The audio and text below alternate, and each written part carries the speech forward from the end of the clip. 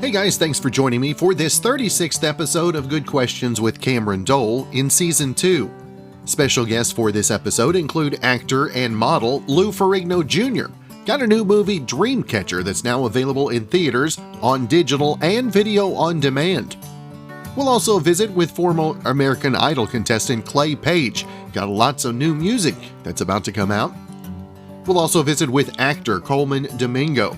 It's Fear the Walking Dead this Sunday, also an AMC series, and the late Chadwick Boseman's final work, which is available on Netflix. We'll also visit with Royals expert Omid Scobie. Got the upcoming Oprah special with Prince Harry and Meghan Markle to discuss. And our good friend, Canadian country singer Aaron Goodvin.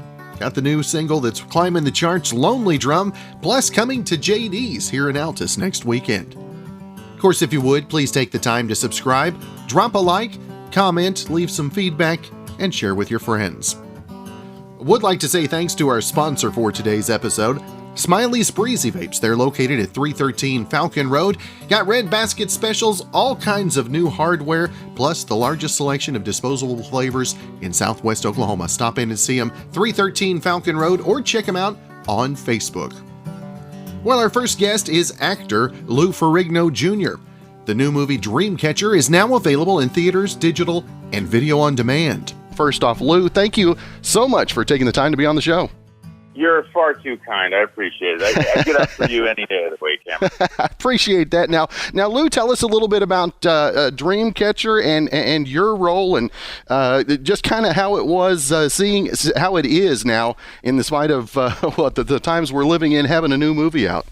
Well, this would have been a full theatrical release if it weren't for that pesky pandemic.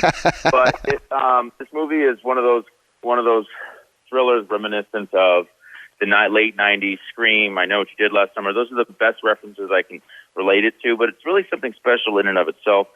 It's based in the world of EDM, electronic dance music, which has become such a worldwide cultural phenomenon.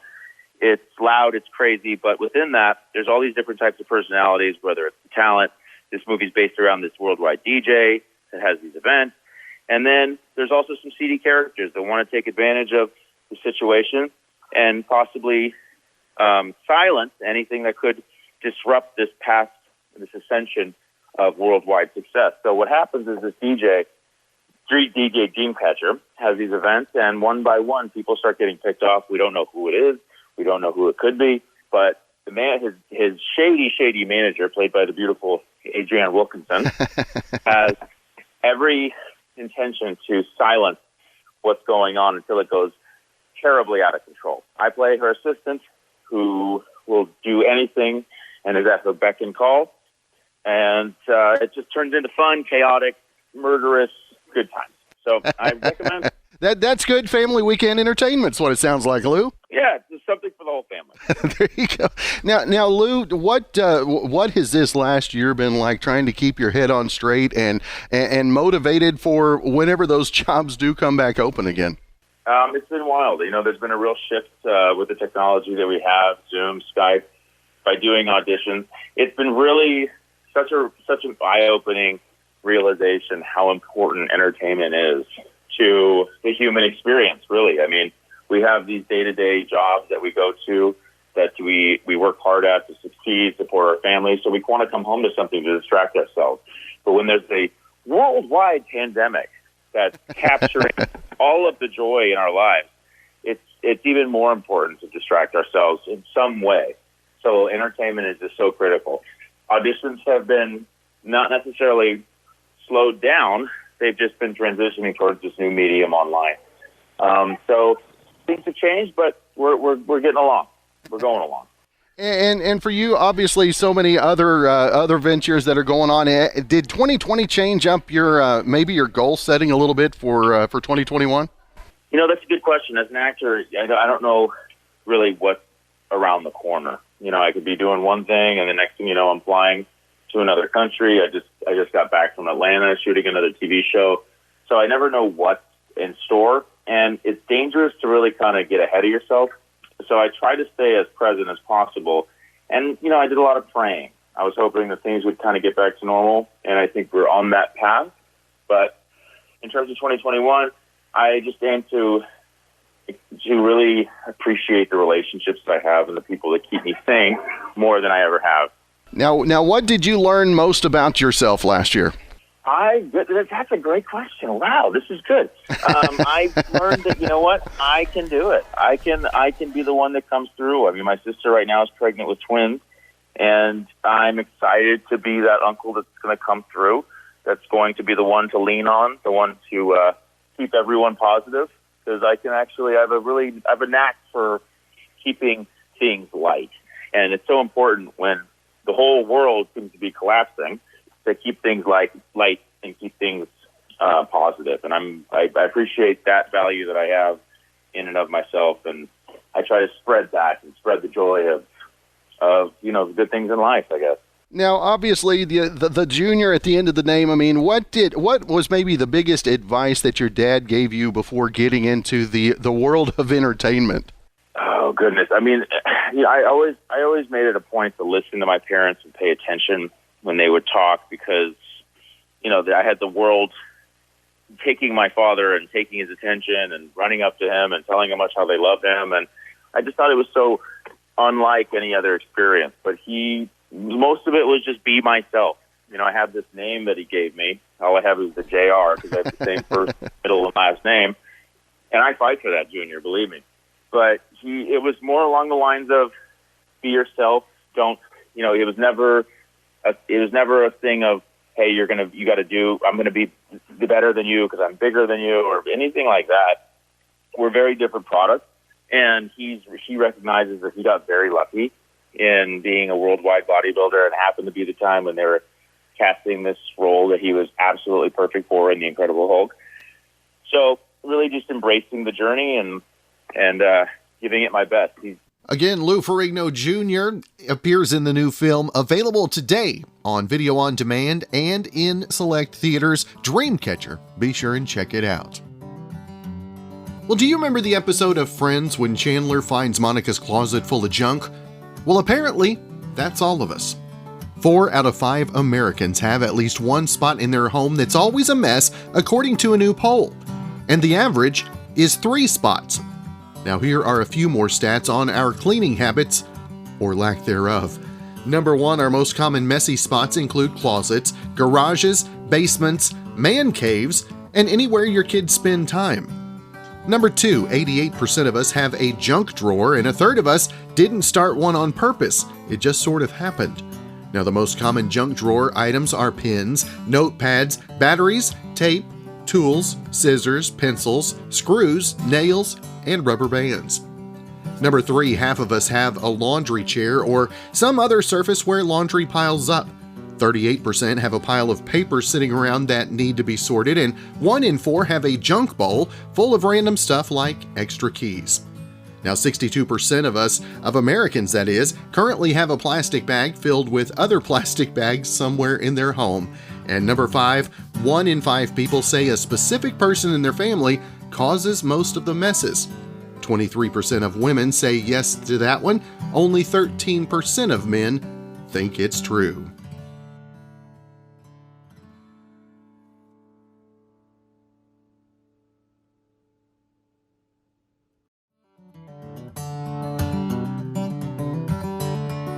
He and I got connected, Clay Page, and we texted back and forth, and we set up a great visit, got a new single and EP to talk about. And first off, Clay, thank you so much for taking the time, brother. Yes, sir. Well, thank you so much for having me, Cameron. I appreciate it. I'm looking forward to chatting with you this morning. We'll have fun even if the boss made us do it, right? There you go. Now, Clay, tell us a little bit about where music originated for you. I know Minnesota boy. I mean, is there like a music season when it gets that cold? Is there a time of the season where it gets so cold you're like, ain't no music coming out of me today? Well, man, I'm from Georgia. Are you from Georgia? I thought you was from Minnesota. I'm sorry. Well, here, let's just cut that out, and I'm going to re-ask that question. All right, gotcha, man, gotcha. All right, I introed you. We didn't. All right. Well, even though the boss made us do this, we're going to still have fun, Clay. A Georgia native. For whatever reason, I had my mind set on Minnesota or a little bit earlier. But Clay, where did Georgia's got? It's a hotbed for country music. I mean, who inspired you, introduced you to music and country music love in the first place? Cameron, I grew up listening to everything, man, from Hank Sr. to the Temptations, you know. So my mom and dad had a really good taste in music, and my granddad, he listened to a lot of Hank Jr., Dwight Yoakam, and stuff like that. My Uncle Norman was definitely the reason I started playing music. My Uncle Norman lived right across the road from where I grew up, and he got an old harmony guitar from a local music store here in town. And he showed me a few chords, and he told me, he said, man, I think we're going to get you some guitar lessons.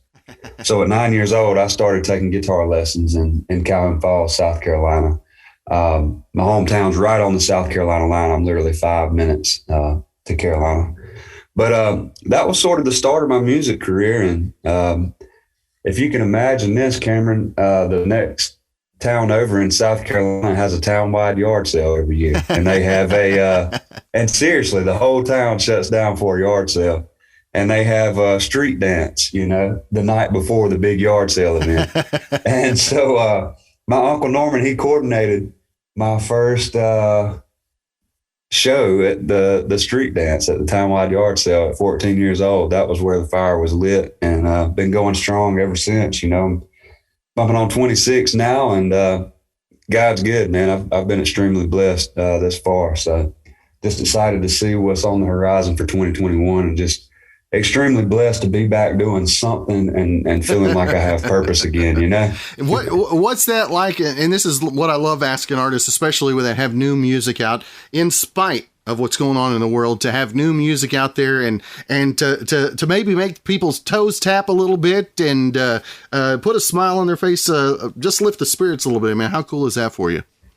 That's really cool. And, you know, if I'm being honest about this new music, Cameron, this is, you know, some really heartfelt music, and a lot of this stuff that, you know, well, I shouldn't say a lot. I mean, every song on the EP is actually just stuff that I've went through, you know, spiritually, mentally, emotionally, financially, you know, through the past few months. And it's been really cool. There's one song in particular on this EP called Working on Myself, you know, and it's just about that journey through everything I just mentioned, you know, and it's crazy because like there will be people that come up and you know, actually share their story, you know, about what they're going through or what they have been through, and they're like, man, that song really touched me. And that's been extremely powerful, and it means so much to me, you know, for somebody to come up and say that, because like these people are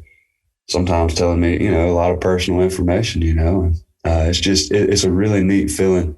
And to be honest, I've never really released a song that I feel like has the depth that does, you know? And like I said, I've had people share things with me before, but like, it's just a genuine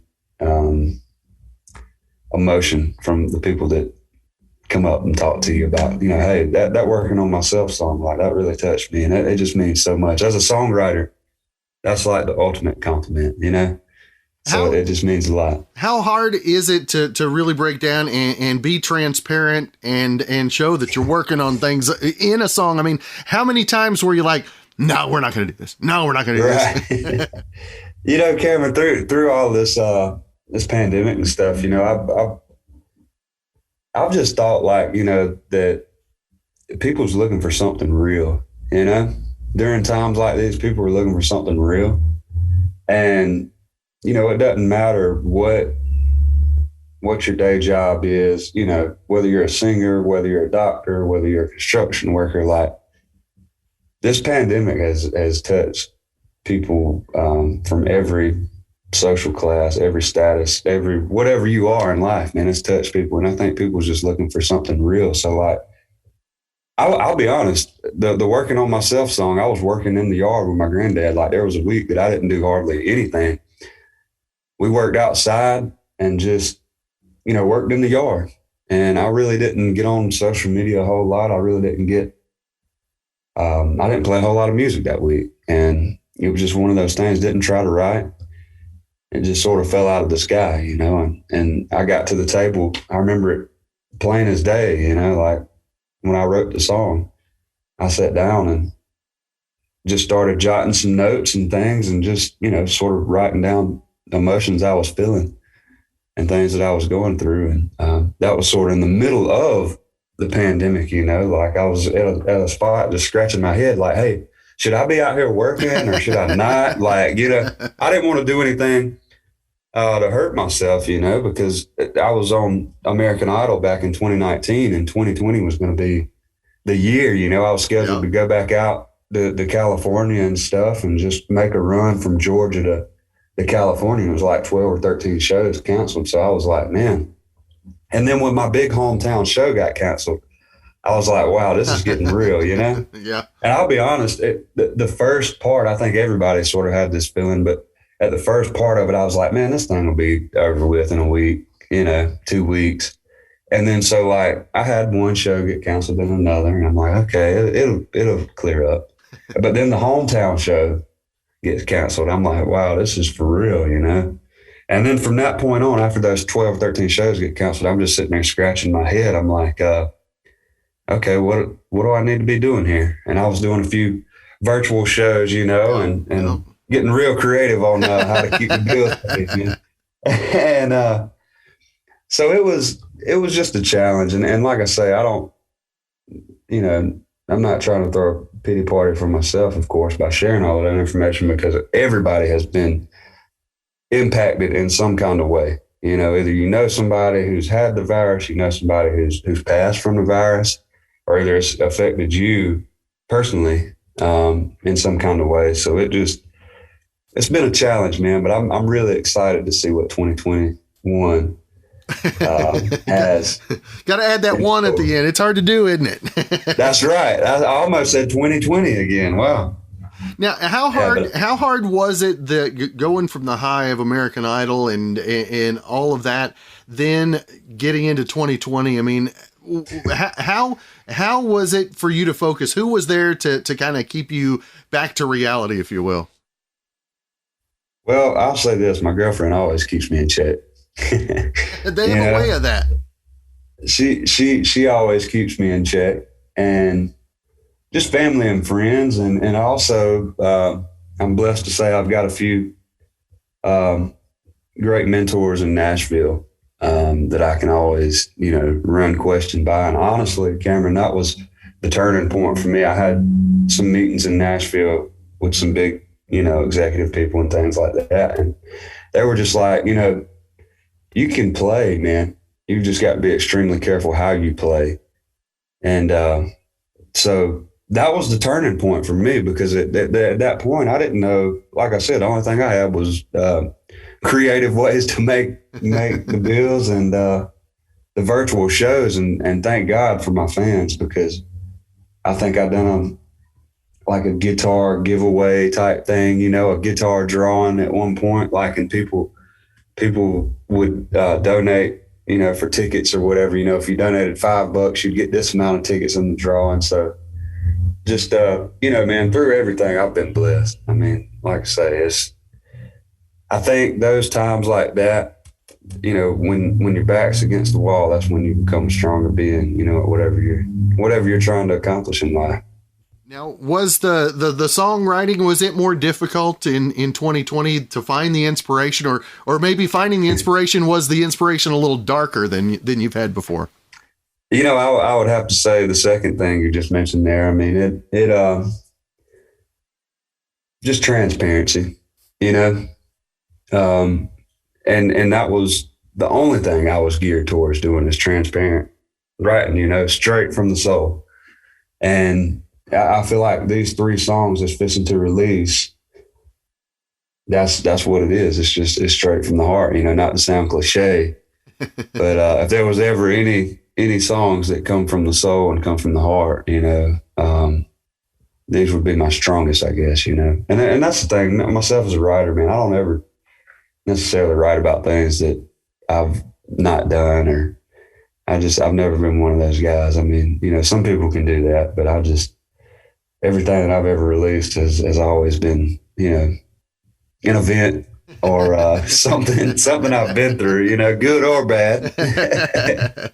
How much do you appreciate being in the genre of, like you said, of the fans coming to you, sharing their stories? I mean, other genres, you don't have that access to the artist and the songwriter. And how cool is that to get that feedback and to also know that you are touching lives? For one, like I say, it's just extremely powerful. It means so much to me. I think as a writer, that's what you live for. As a songwriter, that's what you live for. And I saw a thing the other day, just talking about, when people connect to music like that, that's the closest that songwriters and musicians can be to, that's that one moment. That's like the closest you could be to God or like, or magic or whatever it is, like that may not make any sense, but I may be way out in left field with that. But like, it's just an emotion, man, that you can't explain. Like, I mean, like I say, it's something really, really cool, unexplainable. Yeah. Now for you, what is the first part that in a song, right? What is normally the thing that starts for you? So one thing I always, I started out as a guitar player. So I guess honestly, a guitar riff, and it's more so, anytime I sit down to write, it's sort of like the melody I always feel like the melody shapes the mood of the song. That first chord of the song, I always, in my brain, the way it thinks, I'm like, wow, this is fixing to be this song, or this is fixing to be a that song, So I guess I would always say that I'm, more driven towards melodies and guitar, and but the actual writing itself, I guess, I would always start with a hook or something like that, and then build around, the hook. So now, how often do you have to make little voice notes and things like that of ideas? I mean, how often are you doing that, and how much do you appreciate technology for that? Oh my gosh! Well, if I'm being honest, as I'm talking to you, talking about technology, man, I'm one of those guys that still carries around a paper calendar. So I love it. But I do actually. Voice memos on an iPhone is my best friend. I can be driving down the road and just jot a note in my phone, and so that's really neat. And that's always a cool thing too, is because like I'll store those notes, and if I'm on a co-writing session or something, it's like I'll flip through my notes, and that's what's really neat about just songwriting in general, and with other people too, is because this guy may have an idea, and then I've got a melody on the guitar that fits his idea. So technology, I don't know how people done it before technology. Honestly, I really don't. So now, it's definitely a big role in what I do. What's been the biggest technical thing that you've had to learn in this last year? I mean, I know we've all had to learn a little bit of technology. What technology have you had to learn the most? Oh man, that's a good question. I guess I've done this in the past. But maybe the songwriting aspect, like of a FaceTime and a Zoom thing, and not necessarily the process itself, but sort of like what you and I were talking about, the face-to-face thing. Yeah. Like that's been the biggest hurdle for me. Like I may be on a write with somebody I've never, wrote a song with before. And it's just like that connection of face-to-face and being in the same room. So I don't know if that necessarily falls on a technical thing, but, with that being said, this is my first Zoom, as mentioned earlier. There you go. I'm used to the FaceTime platform, but I was kind of excited that I was able to figure this out. So I was glad. I saw you, man. You had me nervous. I was driving, had a couple of things to do after doing a remote this morning, and I was driving, and you get those email updates, and it says Clay has joined your room, and I'm going, oh man! Oh, okay. I was going, oh man! It just told me that you joined the room, and I was like, oh no! I hope I didn't get the wrong time wrong. So, but no, life is good. And I know I've had several others that come in a little bit earlier, and they're like, I just want to make sure everything looks all right. So it's all good. Yes, sir. Well, man, I that's one thing. I didn't know that you got a notification, honestly. Like I said, I'm new to the platform, but I would rather be early, man, than and have time to make mistakes. So, I do those whether I got time or not, so that's all good. I heard that. Yes, sir. Yes, sir. Now with the release coming today, what kind of goals do you set? Do you normally stay up and really follow the chart, the download numbers, all that stuff, or do you just kind of take a big deep breath and sigh and say it's out there? Yes, sir. Most definitely. Because it's definitely a sigh and just a breath of fresh air, there for a minute, when something releases. I've been, I don't know, man. I've been really working probably the past year on getting these things out and just, trying to get a plan together. And at the end of the day, I'm still 100% independent artist. I've got some people helping me do things, and I'm extremely blessed to say that. But at the end of the day, the only person who's going to work your garden is you. So there's a lot of work that goes on behind the scenes. As a matter of fact, before this interview, it's checking email, scheduling, and things like that. So I'm still completely 100% independent. So definitely tonight, I'm probably going to sit back. I may grill a steak and sit around the fire and just relax. I'm actually off this weekend. We've been running the roads pretty heavily over the past few months, just promoting this new music. Been in Kansas, been in Oklahoma. Yeah. Been in Texas, and things like that, and actually headed back out to Texas and Arkansas and Alabama next week.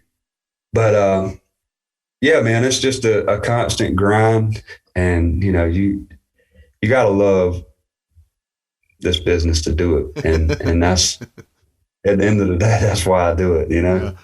Now, Clay, as you get out and you've been playing shows, I mean, how much different is the feel of a live show now as opposed to, say, 12 months ago? I mean, obviously there's you got to be able to feel a sense of a difference. I mean, how much different is it? Yes, sir. Well, a few months ago, I think things are starting to come around. There was maybe a month or two ago, as numbers were fluctuating, and I guess they still are. I don't watch the news as I should, or I really don't. I try not to watch the news, to be honest with you. But, I understand that completely. Yeah, I try not to watch the news. We watch Andy Griffin a lot, but yeah, man, there for a little while, it was one of those things like you may show up at a place that you've played in the past and it'd be really good. And then you may come back the next time and it's not to get off on a tangent here, but it's one of those things, man. I feel like the media controls so much of, and I'm not saying for 1 minute that the virus isn't real, because I do know that. And it is definitely indeed real. But what I am saying is I feel like, what I'm trying to say is if you have a good number report through the week, the weekend will be great. Yep. And however, if the numbers are, more that week, then, people was going to be at the house for the weekend, that type of thing. So it's just a lot of fluctuation, man. It just varies from week to week and day to day, honestly. You touched on something there about how the mood and the room can be different from one time to the next. How hard is it as an artist whenever you're having a bad day to keep from showing that to the fans? Because I know sometimes that's the only opportunity you have to make an impression on a fan. How hard is that? And I've seen it on my side too, dealing with artists that had a bad day, and I carried it with me for about 10 years saying, I'm not real happy with so-and-so. They were really kind of a jerk that day. 10 years later, I had the chance to meet him again, and I was like, did you have a bad day? And we got talking, and they remembered the time, and they said, yeah, I actually had a couple of family members that were going through some stuff, and I was like, wow, man. And now we're good friends. But yeah, for 10 years, I had a chip on my shoulder just because they had a bad day. Yes, sir. I always try to be mindful of that thing myself. And, cause man, I'm a fan of a lot of country music myself, and I've been in that same spot, myself. You meet somebody and it's just, but at the end of the day, we're all human. And, so yeah, there's been some times I'm like scratching my head. What am I doing? You show up to a place and there'll be 10 people in the room and could care if I'm there or not. But then you go play a room that's sold out and it's like, you are the reason they're there. They spent money, their hard-earned money on a ticket, to come see your show. It's like, okay, that overweighs anything that's happened in the past, 12 months. Like, so it's just, like I say, man, it's a blessing. There's good days and there's bad days for sure, but the good for me always outweighs the bad. And like I said, at the end of the day, you have to love this to do it. And it's just an unexplainable feeling, whenever you're on stage and you see people singing words to something that you made up. Yep. and like I said, back to the working on myself thing, you finish up a show and somebody pulls you to the side and they're like, hey, that song really touched me. I've been going through this, and so, and it's been really neat because they're like, where can I download that song? And I'm like, the song's not out yet, So I'm like, well, man, that makes me feel like maybe we're doing something right. There you go. Now, Clay, I do want to make sure and let everybody know where to pick up the single, the EP, and also as dates become available, as those come available, where's the best place to keep up with all that?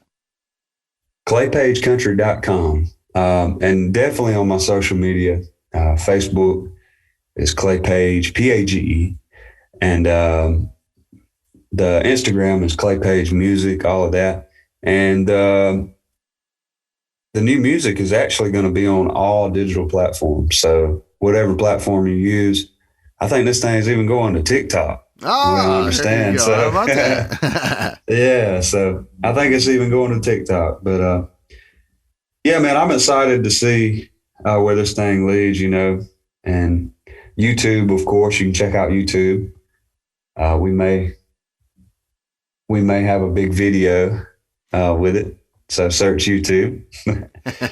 But I'm just excited to see things, and it's sort of wrapping back around to your question about crowds and things. I feel like, for the first time in a long time, things are coming back around and being somewhat normal.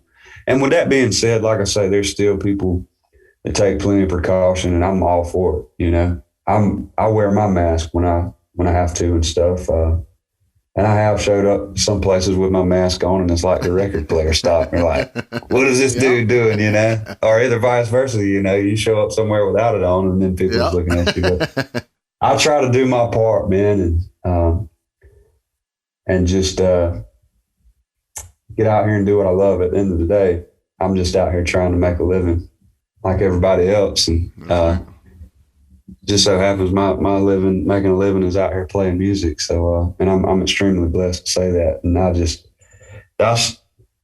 that's all I want to do, is just get out here and play music, man, and touch people through songs I write. And, I'm not worried about anything else. That's just treat people kind and do your part, That's what it's all about. All right. Well, Clay, it has been great to have the chance to visit with you, man. I appreciate your time and great visit. Hopefully we can catch up again real soon. Cameron, I appreciate you. This was a lot of fun. We'll definitely have to keep in touch.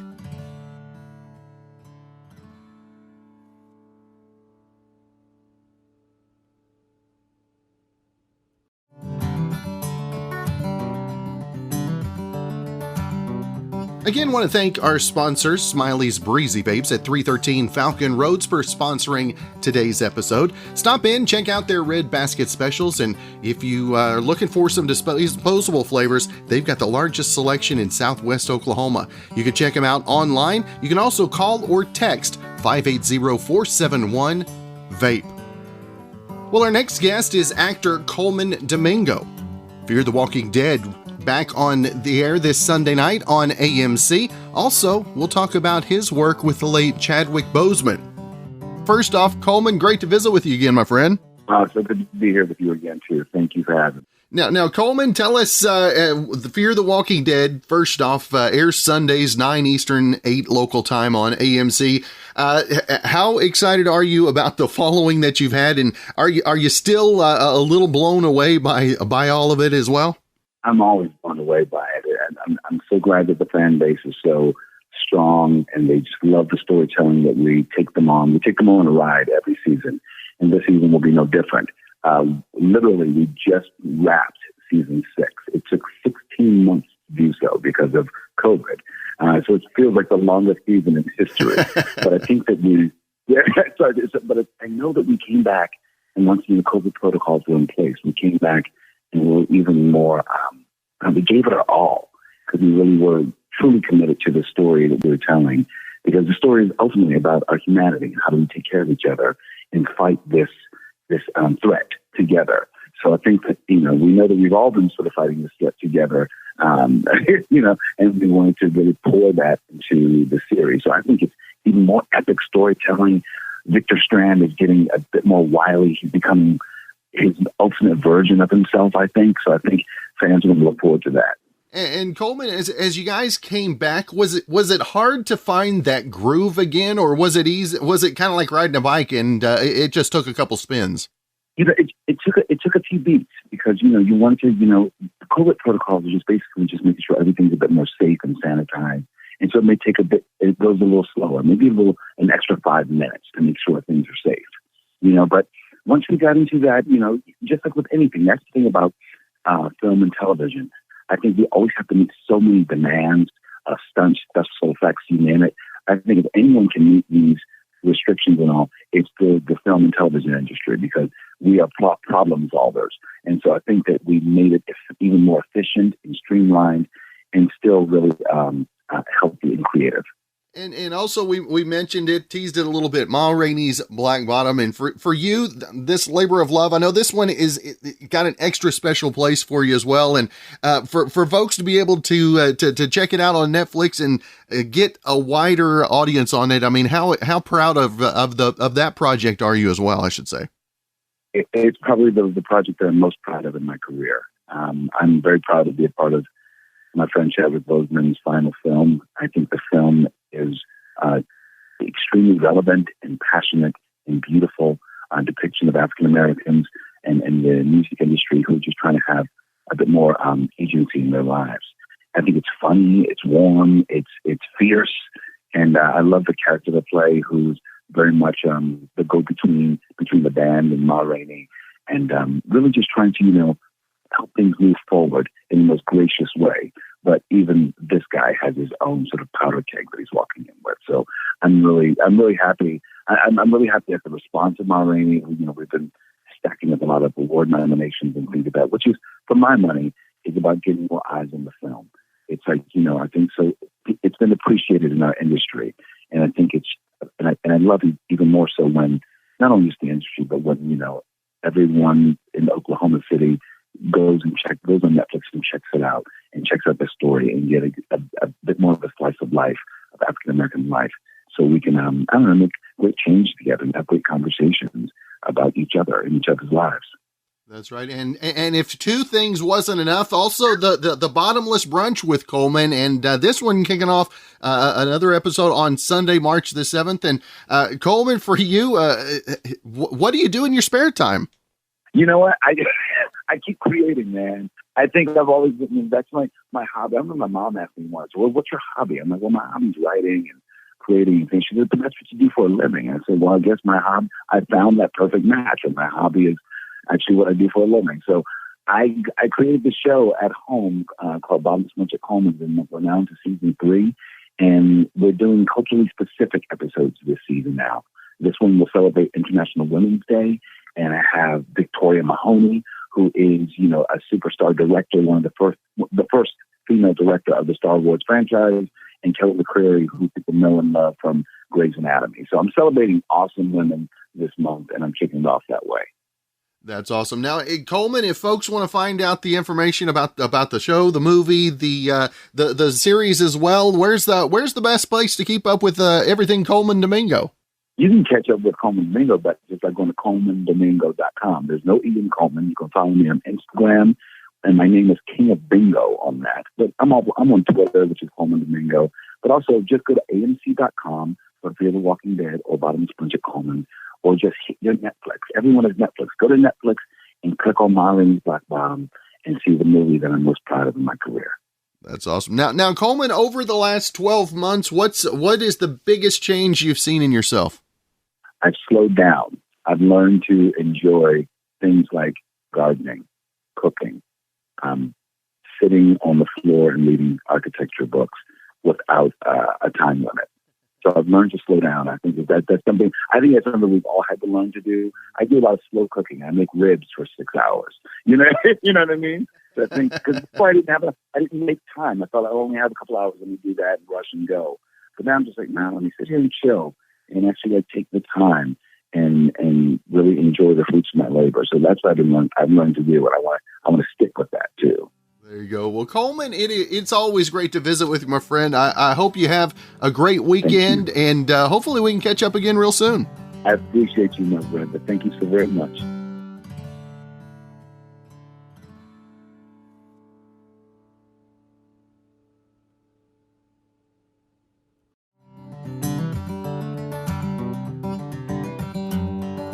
We're approaching the 1-year mark when all our lives changed due to the pandemic. Now, if you've been feeling especially burned out lately, here are 5 things that just might help. Number 1, pinpoint the cause. Now, for instance, maybe being isolated from your friends or being stuck in your tiny apartment for months on end is really wearing on you. Or maybe it's just trying to work from home while taking care of your kids. Now, once you have a sense of what's causing the burnout, you can take steps to improve it. Number 2, shake up your routine. Now, we all had to find new routines when the pandemic hit, and now that routine might be feeling stale. So try to incorporate some small changes, like if you always make coffee at home, try going to a coffee shop once a week.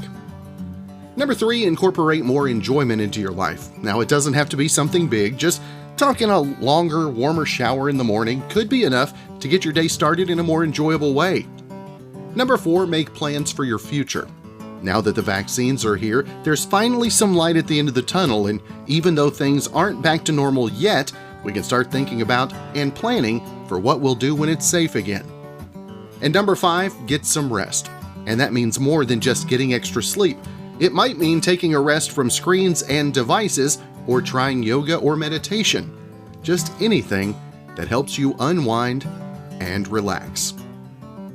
Well, our next guest is Royals expert Omid Scobie. We'll be talking about the upcoming Oprah special with Prince Harry and Meghan Markle. Omid, always great to visit with you, my friend. Good catching up, Cameron. How are you doing? I am well, and how are you anticipating this interview, this special with Oprah and Harry and Meghan? How do you see this? Is this something you're really excited about this weekend? I'm excited, but I also wish, this is the one time I wish I wasn't a royal correspondent, because all I want to do is just sit down like everyone else with a bucket of popcorn and enjoy it.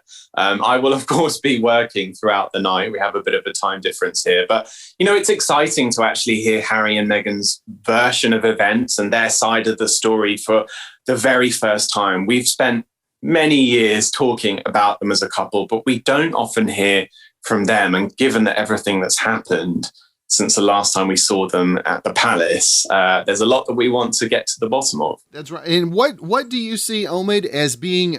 We know that it's going to start off with Meghan talking about marriage and all that. How deep do you think they're really going to delve deep in this one?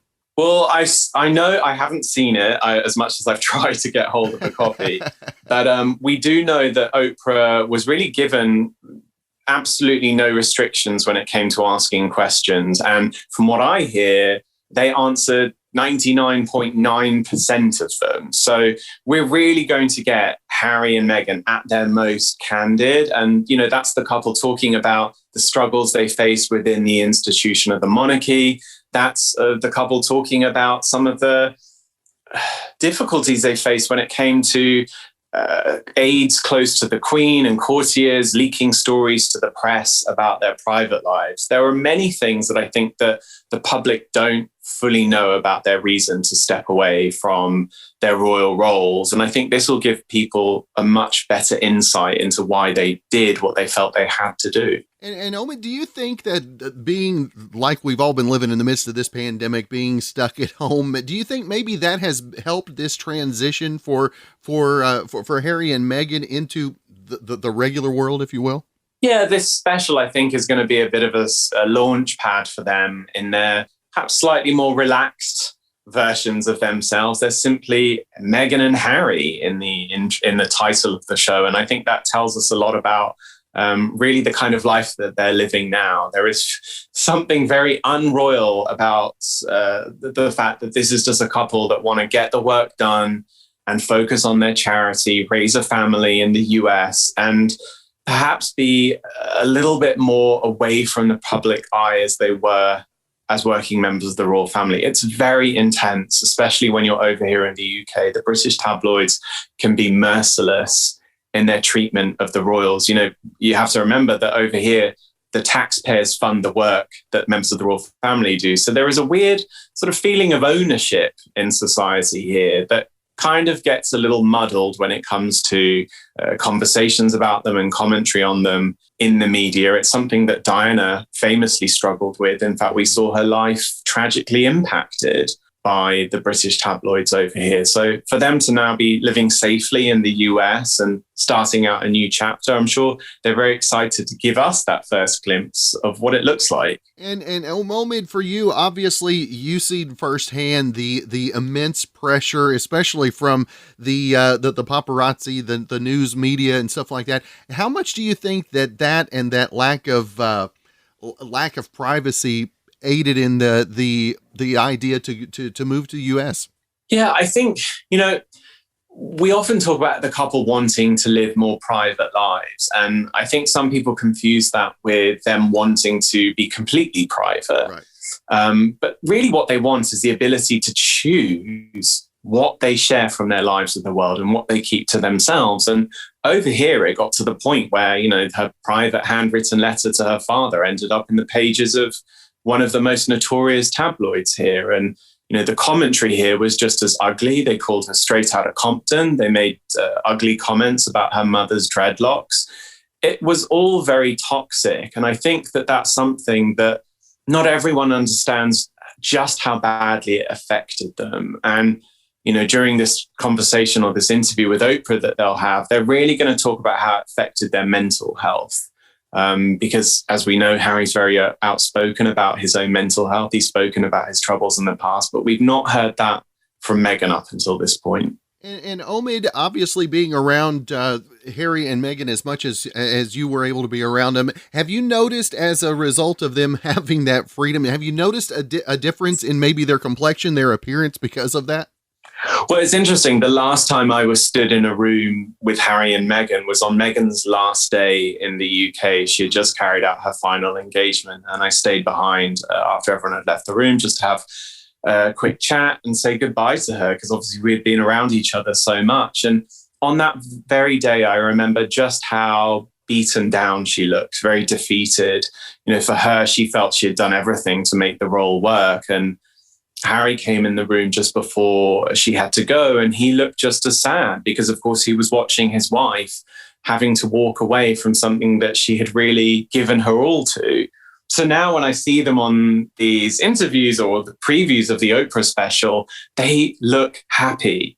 They're glowing. They've obviously been touched by the California sun, but, they're expecting a second baby. Life looks good for them. And ultimately, that's what it's about. It's about finding that happiness, an environment that they could thrive in. And, not everyone wants that sort of enslaved duty to the crown that perhaps we see, Prince William and Kate doing with relative ease. Harry didn't really have a predetermined path in the royal family. The papers here called him the spare heir. So why not go and find something else if you never really had a role within the royal family in the first place? That's right. And Omid, I before we cut off here, I do want to make sure and let folks know where they can find about all of your writing, the Finding Freedom, Harry and Meghan, all of that as well, my friend.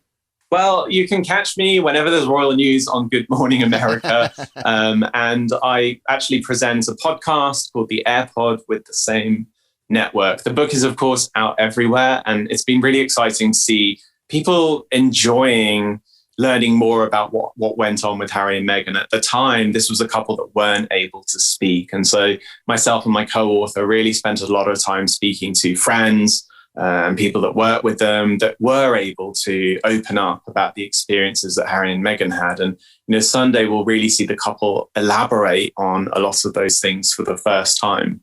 That's right. Well, Omid, it is always great to visit with you. I appreciate you taking some time out of your schedule. Hope you have a great weekend and look forward to talking again real soon, my friend. Thanks, Cameron. Again, thanks to our friends at Smiley's Breezy Vapes for helping sponsor today's episode. Stop in and see them at 313 Falcon Road. Red Basket specials always available, plus new hardware and the largest selection of disposable flavors in Southwest Oklahoma. Give them a call or send a text at Smiley's Breezy Vapes, 580-471-VAPE.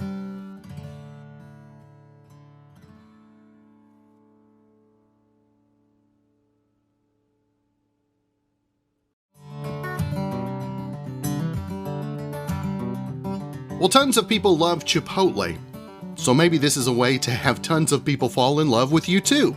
Chipotle just teamed up with Elf Cosmetics to create a line of makeup that will help you look just like a delicious burrito.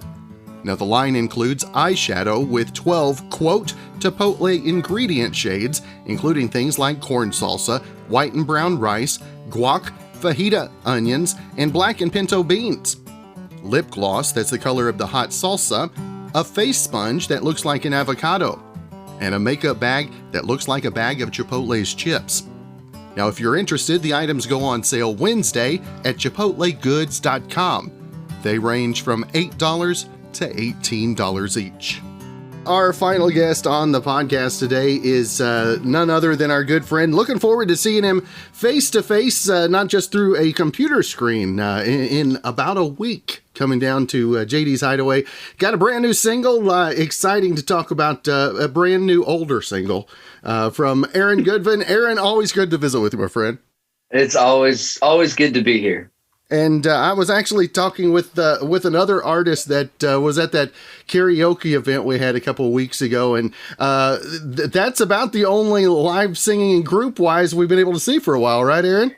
I know, it's been so hard to just it's just hard to live for me when I'm not playing shows. It's just everything else is like everything I do in my life is like on my way to play a show. So it's when you're not playing shows, it's very hard to, it's just hard to get by. It's tough, but we're excited to come back. We, I loved it out there when I came a few months ago.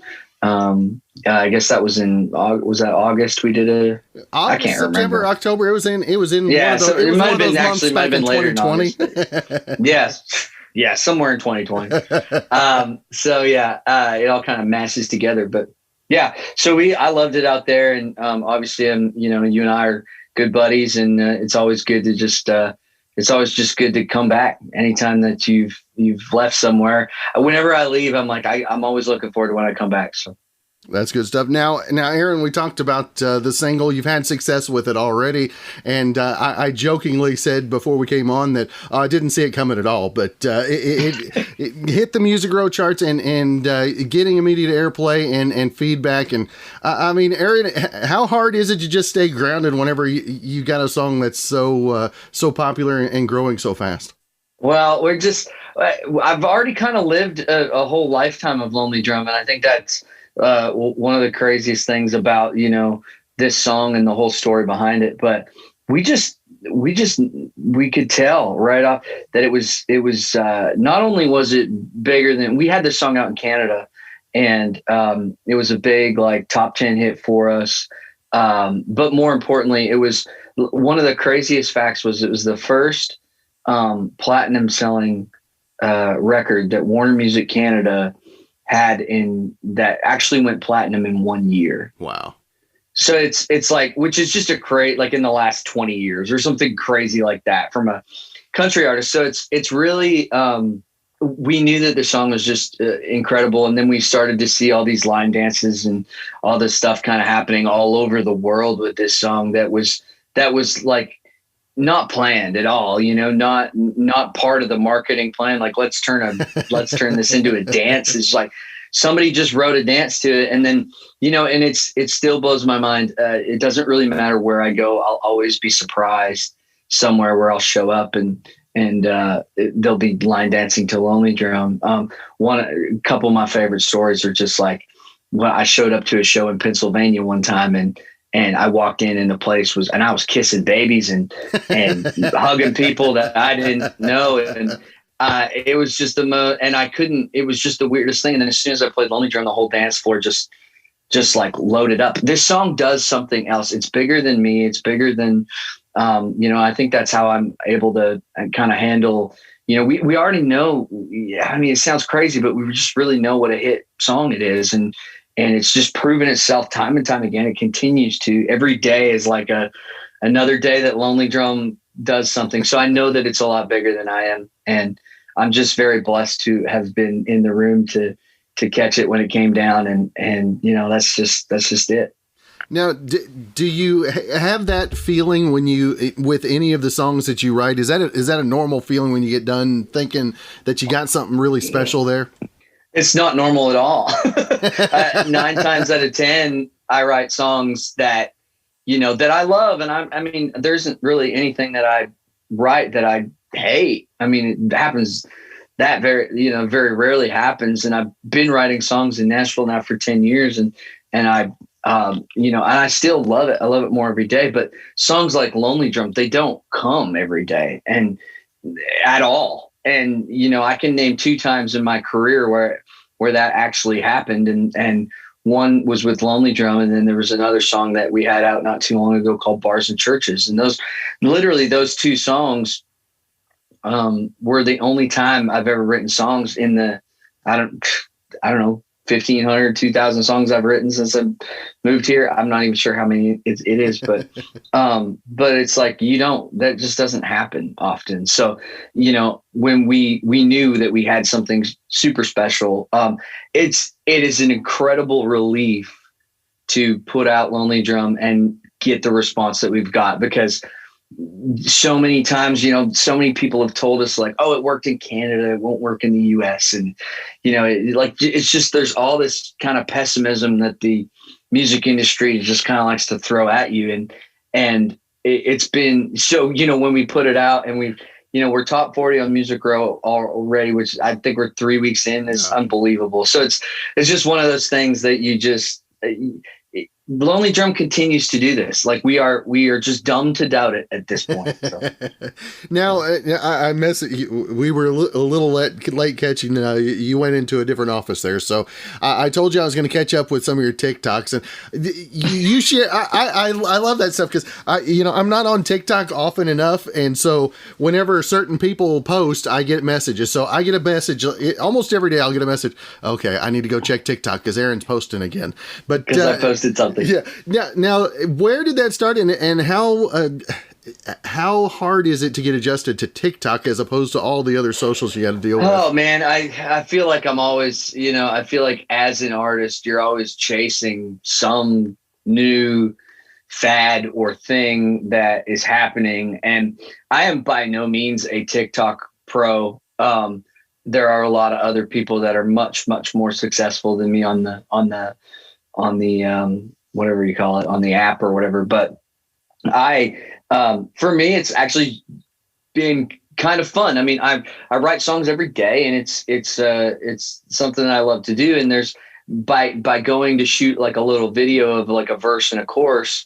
It's just really cool because you kind of get like instant feedback, and you kind of like, you can kind of tell which ones are like people are really feeling. And then which ones maybe they're not feeling as much. And it's kind of like that first indicator. And then plus it gives me another chance to like look at the song I just wrote, because it's been years since writing songs in Nashville, and I can walk out the door after writing a song and completely forget, within 10 minutes, what song, what the title was, and then so to have this, to be able to go back and like relook at songs, it's actually, I think it's helped my, songwriting process. And then also, and then the feedback is obviously like super great. You put a song up on there and you can tell which ones that people react to because they watch it more. So it's a really cool thing. And they don't comment what a pile of crap or anything like that. That's a good sign. That is nice. Yeah. It's nice to have all the positive stuff, but like I say, I'm totally not a pro at it. And I think there's things that I could do on there that would probably be much more successful. But, for me right now, I'm just really enjoying, like, because I'm writing so much, it's just a nice thing to be able to not only give fans and people that are on TikTok, but just a thing for me to, and then I sit there and I type out the lyrics. And then sometimes when I do that, I was like, for instance, this is what happened to the last TikTok that I put up there. I did the whole verse, but it was too long. So I had to go from the pre-chorus in. But as I was doing the verse, I figured out that, there was a couple extra lines in the song that we didn't need at all. And so I wonder if I would have figured that out had I not done the TikTok. We might have went and demoed it the same way. We might have, so it's like, but when I get in there and I'm starting to do the thing, I'm like, oh, why am I singing these lines? Don't even matter. We can just take them out. So I ended up making the verse shorter, and then I sent it to my co-writers and they're like, yeah, that's brilliant. Why didn't we do that? So, that's the really cool part about it for me, that sort of works like internally. And so it works for me and it works for other people because they get to hear new songs, which I think is cool. So is that going to be the new co-write? It's going to be the duet on TikTok. Is that going to be the new co-write? Man, it sounds crazy. I saw Charlie Puth did one. Yeah. I think he did one on Instagram not too long ago where he actually did a co-write. I think it was like a joke song or whatever, but they got like the topic from the fans and then they started like writing the songs live while 10,000 people are watching. And I mean, I'm sure he needed to I'm sure he slept for 2 days after that. Cause you get so much feedback that you're like, whoa, where am I going? It would be exhausting for me. I'd be like, I wouldn't know how to handle that. So since the traveling has been cut down, obviously last year, has that, I know the road gives you a lot of inspiration in your writing. Has, what have you been delving into for the inspiration now? Mostly for me, it's just TV shows. And there's so many titles in Nashville that come from all these different TV shows that I'm sure. But it is for me, it's a lot harder. It's harder to gain perspective when you're standing still and not really going anywhere. So for me, it's that part has been challenging, coming up with like new titles and like new things for songs. I mean, I've written a few songs about 2020 now and, and I feel like I've kind of done that. I posted one called We Can Do Hard Things not too long ago that, so it's like, I've written about it and I've kind of dealt with it, but it's, at the same time, it's like once you've written that song a couple of times, you're kind of ready for the next thing. And then you find yourself sitting at home again. So for me, I just try and listen. I try and branch out and listen to more music that I don't normally listen to, just to try and get my brain to think a little bit differently than the typical stuff that than the prime country that I always listen to that I never shut off on my truck. So that's the only thing I ever listen to. I just love listening to it. But I've been trying to branch out on that. And that seems to like help my brain kind of think different ways. And then I'm always listening to songs when I'm working out at the gym at Orange Theory. So I'm like, cause that's stuff that I never listen to, like I wouldn't listen to normally. So that stuff kind of helps me to gain a different perspective on like how to write songs and you just kind of roll with it, man. It is what it is. So. You failed to mention the Backstreet Boys channel. Oh yeah. Well, of course. That's a given. Yeah, that's a given. Now, as things have things kind of opened up a little bit at some of your latest shows, has things eased up a little bit? Yeah. I mean, we're starting to see a little bit of the easing up process, but I don't think we're completely out of it yet. I mean, I've got really high hopes for like June being a time that being that all adults are supposed to be vaccinated by May, and me and my management and my agents especially watch it very, very closely. It looks like June we'll be back on the road. We'll be playing like some clubs, and they may not be full capacity, but they might be 50, 75, somewhere in there. And that's luckily where my career is at in the US right now. It's going to allow me to get back on the road sooner than I think some of the really big artists can go. Cause I'm not going to draw as many people as Eric Church and Jason Aldean. So in a way that's a good thing, because for me, I'm going to be back on the road doing what I love. So that makes a huge difference. But I know with those bigger guys, I mean, they gotta be going through HE double hockey stick, man.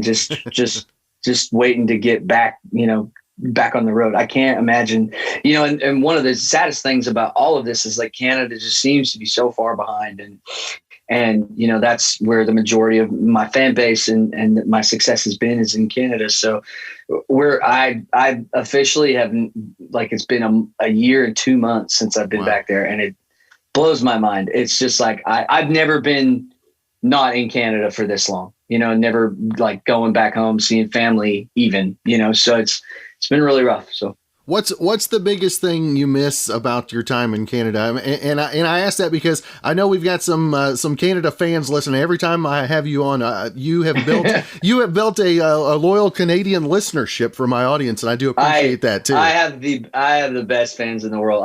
I really do. I just feel that way. I'm sure I'm biased, but I do have a lot of really amazing, great people. One of the things I miss the most is the summertime. We spent a lot of time up there, and there's not much better than a Canadian summer, in my opinion. It's the perfect temperature. You've got really long days. The sun stays up forever. Yes. So that's like one of the things that I really miss the most is spending time up there in the summertime. I think it's one of the best places in the world to be. So now what's in your gut keeping you going through all of this last year? I mean, what's been the underlying factor just driving you each day? The fact that we're going to get Lonely Drum out at some point. No, it's just, we just know this. I mean, I mentioned it before, but we just know what the song could do. And that knowing that was in the future was really, really helped me to kind of keep going. Because when COVID first hit, I think a lot of us stopped. I didn't write very much. I mean, I knew I did some online shows because people were needing those at the time. And so we started playing a lot of those, and I didn't write as much. And then when it kept dragging on longer, I was like, well, I got to use this time to write songs. And, many have said that writing songs is like therapy, and in a way it really is. You get with other people going through the same thing, and we're all just trying to make a living making music, and we're very lucky to be able to do that. So we, there was a lot of Zoom co-writes. Most of my co-writes most of them are back in person now. I've had a few Zooms here and there. But we do what we can to stay distant, and just so we can at least be in the same room together. So that has truly helped me probably the most, is just getting back with my friends and writing songs. So. Now, do you have your guitar with you today? I do, yeah. I figured you did. I would be remiss if I didn't let you do a little strumming. I've got it with me everywhere. Yeah, I know, right? I don't even need a case. I just walk around with it, go to the restaurant with it. Is there anything you want to hear? You pick it, man. What did I play last time? You did Lonely Drum last time. Of course I did. You said, I think we're going to release this real soon, and then you played it for us. Right. Okay. Well, I got a single in Canada. Maybe I can play that. Yeah, go for it. Cool.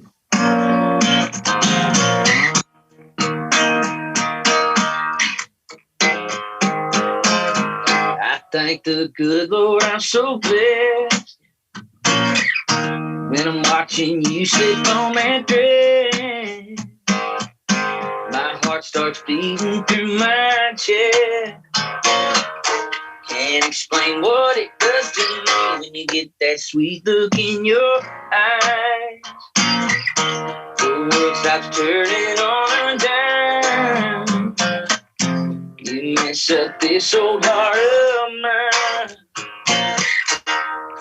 Every time you take your time, it's like you're moving in slow motion, babe. Everything you do is just blow me away. Your body sways on your long gone get that smile like so. There it is right there, I'm in love. And I can't help myself, my mind's already down the road. On later on, you think you wanna make your night. Every time you take your time. Oh, yeah.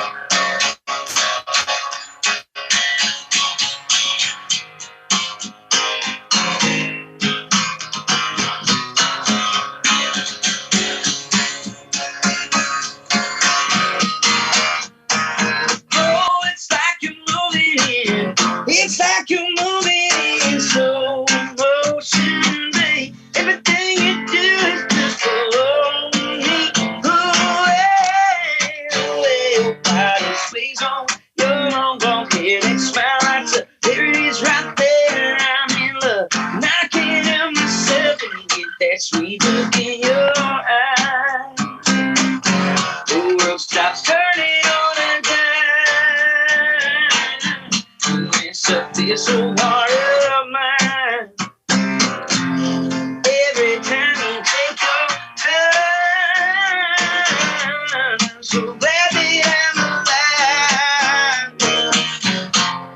Every time you take your time.